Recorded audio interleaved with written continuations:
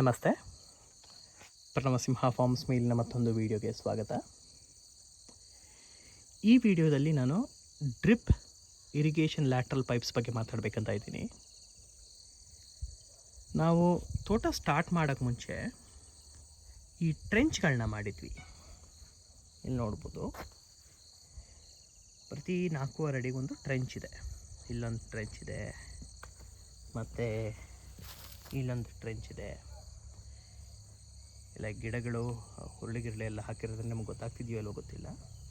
2 ಟ್ರೆಂಚಿನ ಮಧ್ಯ ದಿಬ್ಬ ಬರ್ತಲ್ಲ, ಅಲ್ಲಿ ನಾವು ನೆಟ್ಟಿರೋದು ಗಿಡಗಳನ್ನ. ಸೊ ನಾವು ಈ ಟ್ರೆಂಚ್ಗಳು ಮಾಡಾದ್ಮೇಲೆ ಏನು ಮಾಡಿದ್ವಿ, ಈ ದಿಬ್ಬದ ಮೇಲೆ ಇಲ್ಲಿ ನೋಡ್ಬೋದು ಡ್ರಿಪ್ ಇರಿಗೇಷನ್ ಲ್ಯಾಟ್ರಲ್ ಪೈಪ್ಸ್ ಬಿಟ್ಟಿದ್ವಿ. ಅಂದರೆ ಈ ಕಡೆ ಬರ್ತೀನಿ, ಗಿಡದ ಬೊಡ್ಡೆಗೆ ಈ ಲ್ಯಾಟ್ರಲ್ ಪೈಪ್ಸ್ಗಳು ಹೋಗಿದೆ. ಇಲ್ಲಿ ನೀವು ನೋಡ್ಬೋದು, ಗಿಡದ ಬೊಡ್ಡೆಗೆ ಹೋಗಿದೆ. ಸೇಮ್ ಇಲ್ಲ ಅಡಿಕೆಗೂ ಅಷ್ಟೇ, ತೊಗರಿ ನೀವು ನೋಡ್ತಾ ಇರೋದು, ಅಡಿಕೆಗೂ ಹಾಗೆಯೇ ಹೋಗಿದೆ. ಅಡಿಕೆ ಸಾಲು. ಸೊ ನಾನು ಓದಿರೋ ಪ್ರಕಾರ, ಕೇಳಿರೋ ಪ್ರಕಾರ, ನೀರು ಎಲ್ಲಿ ಕೊಡಬೇಕು ಅಂದರೆ ಬೇರುಗಳು ಎಲ್ಲಿದೆಯೋ, ತುದಿ ಬೇರುಗಳು ಎಲ್ಲಿದೆಯೋ ಅಲ್ಲಿ ಕೊಡಬೇಕಂತೆ ನೀರನ್ನ. ತುದಿ ಬೇರುಗಳೆಲ್ಲಿರುತ್ತೆ ಅಂದರೆ, ಈಗ ಈ ಗಿಡನೇ ತೊಗೊಳ್ತು ಅಂದರೆ ಎಲೆ ತುದಿ ಎಲ್ಲಿ ತನಕ ಬಂದಿರುತ್ತೋ ಬೇರು ಅಲ್ಲಿ ತನಕ ಬಂದಿರುತ್ತೆ ಅಂತ ಹೇಳ್ತಾರೆ. ಸೊ ನೀರನ್ನ ನಾವು ಆ್ಯಕ್ಚುಲಿ ಈ ಬೊಡ್ಡೆಗೆ ಕೊಡ್ಕೊಡ್ದು, ಬಟ್ ಎಲೆಗಳ ತುದಿ ಎಲ್ಲಿ ಬಂದಿದೆಯೋ, ಅಂದರೆ ಇವಾಗ ಎಲೆ ತುದಿ ಟ್ರೆಂಚಿಗೆ ಬಂದಿದೆಯಲ್ಲ, ಇಲ್ಲಿ ಲ್ಯಾಟ್ರಲ್ ಪೈಪ್ ಹರಿಸ್ಬೇಕು ಅಂತ ಹೇಳ್ತಾರೆ.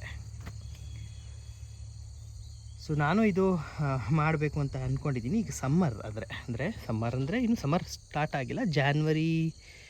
ಇವತ್ತಿಷ್ಟು ಜಾನ್ವರಿ 18 ಇರಬೇಕು. ಇವತ್ತು ಜಾನ್ವರಿ 18, ಇನ್ನೇನು ಸಮ್ಮರ್ ಬರುತ್ತೆ.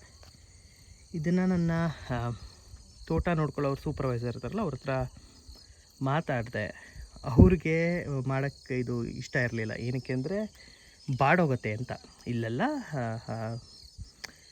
ಇದು ಗಿಡಗಳು ಬೊಡ್ಡೆಗೇ ಕೊಡೋದು ನೀರು, ಅಷ್ಟು ದೂರ ಕೊಡಲ್ಲ. ಸೊ ಅವರಿಗೆ ಹೆದರಿಕೆ ಇತ್ತು, ಬೇಡ ಅಂತ ಹೇಳ್ತಿದ್ರು. ಸರಿ, ನಾನೇನು ಮಾಡಿದೆ, ಓದಿರೋ ಪ್ರಕಾರ ಇದು ದೂರಕ್ಕೆ ಕೊಡಬೇಕು ಅಂತ ಇದ್ದಿದ್ದರಿಂದ ಒಂದು ನೆಗೋಷಿಯೇಷನ್, ಅಂದರೆ ಒಂದು ಸಾಲಿಗೆ ಮಾಡಿ ನೋಡೋಣ. ನೀವು ಹೇಗಿದ್ದರೂ ನೀರು ಕೊಡುವಾಗ ನೋಡ್ಕೊಳ್ತಾನೆ ಇರ್ತೀರ. ಅಕಸ್ಮಾತ್ ಗಿಡ ಏನಾದರೂ ಬಾಡ್ದಂಗೆ ಆಯಿತು ಅಂದರೆ ನಾವು ವಾಪಸ್ ಬೊಡ್ಡೆಗೇ ಕೊಡೋಣ ಅಂತ ಕನ್ವಿನ್ಸ್ ಮಾಡಿ, ಈ ಒಂದು ಸಾಲಿಗೆ ಇಲ್ಲಿ ನೋಡ್ತಿದ್ದೀರಲ್ಲ, ಆಲ್ಮೋಸ್ಟ್ ಎಲ್ಲ ಗಿಡ ಎಲ್ಲ ಇದು ಬಿಡಿ ಟಿಶ್ಯೂ ಕಲ್ಚರ್ದು. ಏನಕ್ಕಂದರೆ ಗೆಡ್ಡೆ ಮೊಳಕೆ ಬಂದಿರಲಿಲ್ಲ, ಅದರಿಂದ ಒಂದು ಟಿಶ್ಯೂ ಕಲ್ಚರ್ ನಂಜನಗೂಡು ಸ್ಪಡೆ ಹಾಕಿರೋದು. ಇದೊಂದು ಬಿಟ್ಟರೆ ಇನ್ನು ಗೆಡ್ಡೆಗಳೆಲ್ಲ ಮೊಳಕೆಗಳು ಬಂದಿದೆಯಲ್ಲ, ಅದೆಲ್ಲ ಎಲೆಗಳು ಟ್ರೆಂಚ್ ತನಕ ಬಂದುಬಿಟ್ಟಿದೆ ಆಗಲೇ. ಸೊ ನಾವೇನು ಮಾಡಿದ್ವಿ, ಈ ಲ್ಯಾಟ್ರಲ್ ಪೈಪ್ ಇದೆಯಲ್ಲ, ಇದನ್ನು ಟ್ರೆಂಚ್ ಮಧ್ಯೆ ಹಾಕಿದ್ದೀವಿ. ಇಲ್ಲಿ ನೋಡ್ಬೋದು, ನೀವು ಕಾಣುತ್ತೋ ಇಲ್ಲೋ ನಮಗೆ ಗೊತ್ತಿಲ್ಲ, ನಿಮಗೆ ಗೊತ್ತಿಲ್ಲ. ಇಲ್ಲಿ ಟ್ರೆಂಚ್ ಮಧ್ಯೆ ಇವಾಗ ಹಾಕ್ಸಿದ್ದೀವಿ. ಸೊ ಏನಕ್ಕೆ ಅಂದರೆ ಈ ಬಾಳೆದು ಬೇರುಗಳು ಇಲ್ಲಿ ತನಕ ಬಂದುಬಿಟ್ಟಿರಬೇಕು, ಅಥವಾ ಬಂದಿಲ್ಲಂದ್ರೆ ಹುಡ್ಕೊಂಬರುತ್ತೆ ನೀರಿಗೆ ಅಂತ. ಸೊ ಇದೊಂದು ಎಕ್ಸ್ಪೆರಿಮೆಂಟ್. ಇದರಿಂದ ಪ್ರಯೋಜನ ಏನು ಅಂತ ಕೇಳಂಗಿದ್ರೆ,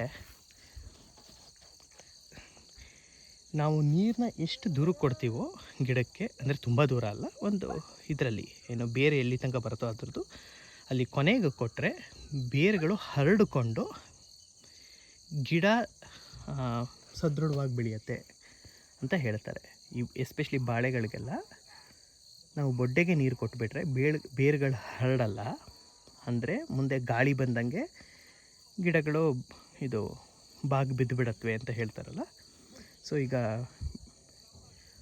drip irrigation pipe, lateral pipe ಇಲ್ಲಿ ಕೊಟ್ಟಿರೋದ್ರಿಂದ ಬೇರು ಹರಡಬೇಕು, ಆಗ ಗಿಡ ಗಟ್ಟಿಯಾಗಿ ಸದೃಢವಾಗಿ ಬೆಳೆಯುತ್ತೆ ಅಂತ ಹೇಳ್ತಾರೆ.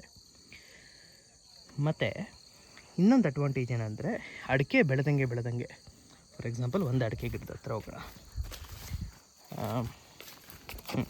ಫಾರ್ ಎಕ್ಸಾಂಪಲ್ ಈ ಅಡಿಕೆ ಗಿಡ ಇಟ್ಕೊಳ್ಳೋಣ. ಈ ಅಡಿಕೆ ಗಿಡ ಬೆಳೆದಂಗೆ ಇದರ ಬೇರುಗಳು ಇಲ್ಲಿಗೆ ಬರಬೇಕು. ಆಗ ನಾವು ಇಲ್ಲಿ ಒಂದು ಲ್ಯಾಟ್ರಲ್ ಪೈಪ್ ಹರಿಸಿದಿರೋವಲ್ಲ, ಇದೊಂದೇ ಸಾಕು ಈ ಬಾಳೆ ಸಾಲ್ಗೂ ಈ ಅಡಿಕೆ ಸಾಲ್ಗೂ ಒಂದೇ ಡ್ರಿಪ್ ಇರಿಗೇಷನ್ ಪೈಪ್ ಸಾಕು. ಪಕ್ಕದ ಹೊಳೆ ಇದೆಯಲ್ಲ, ಅಂದರೆ ಪಕ್ಕದ ಟ್ರೆಂಚ್, ಅಲ್ಲೇನು ಬಿಡೋದು ಬೇಕಿಲ್ಲ. ಅದ್ರ ಪಕ್ಕದ್ರಲ್ಲಿ ನಾವು ಇನ್ನೊಂದು ಸಾಲು ಬಿಟ್ಟರೆ ಸಾಕು. ಸೊ ಟ್ರೆಂಚ್ ವಿತ್ ಟ್ರೆಂಚ್ಗೆ ನಾವು ಡ್ರಿಪ್ ಇರಿಗೇಷನ್ ಲ್ಯಾಟ್ರಲ್ ಪೈಪ್ ಹರಿಸಿದ್ರೆ ಸಾಕು ಅಂತ ನಾನು ಓದಿರೋದು. ನಿಧಾನವಾಗಿ ಇಂಪ್ಲಿಮೆಂಟ್ ಮಾಡಬೇಕು. ಒಂದೇ ಸತಿಗೆ ಏನೋ ಮಾಡೋಕ್ಕೋಗಿ ಆಮೇಲೆ ಗಿಡ ಎಲ್ಲ ಬಾಡೋದ್ರ ಕಷ್ಟ. ಸೊ ಒಂದೊಂದು ಪೈಪ್ ಆಗಿ ಅಂದರೆ ಒಂದು ಸತಿ ಇದು ಮಾಡ್ತೀನಿ, ನೋಡ್ತೀನಿ. ಬಾಳೆ ಚೆನ್ನಾಗೇ ಇತ್ತು, ಅದು ಥಿಯರಿ ವರ್ಕ್ ಆಗ್ತಿದೆ ಅಂದರೆ ಗ್ರ್ಯಾಜುಯಲ್ ಆಗಿ ನನ್ನ ತೋಟಕ್ಕೆಲ್ಲ ಹೀಗೆ ಮಾಡ್ತೀನಿ. ಬೇಸಿಕಲಿ ಟ್ರೆಂಚ್ ಒಳಗಡೆ ಟ್ರೆಂಚಿಗೆ ನೀರು ತಂದುಬಿಡ್ತೀವಿ. ಟ್ರೆಂಚಿಗೆ ನಾವು ಏನೇನು ನಮ್ಮ ಇದರಲ್ಲಿ ಆರ್ಗ್ಯಾನಿಕ್ ವೇಸ್ಟ್ ಬರುತ್ತೆ, ಸತ್ತೆ ಏನೇನು ಬರುತ್ತೆ ಅದೆಲ್ಲ ಹಾಕ್ಕೊಂಡು ಹೋಗೋದ್ರಿಂದ ಟ್ರೆಂಚಲ್ಲಿ ಒಂದು ಒಳ್ಳೆ ಮೈಕ್ರೋ ಆರ್ಗ್ಯಾನಿಸಮ್ ಅಂದರೆ ಸೂಕ್ಷ್ಮ ಜೀವಾಣುಗಳ ಈಕೋಸಿಸ್ಟಮ್ ಫಾರ್ಮ್ ಆಗಬೇಕು. ಧನ್ಯವಾದಗಳು.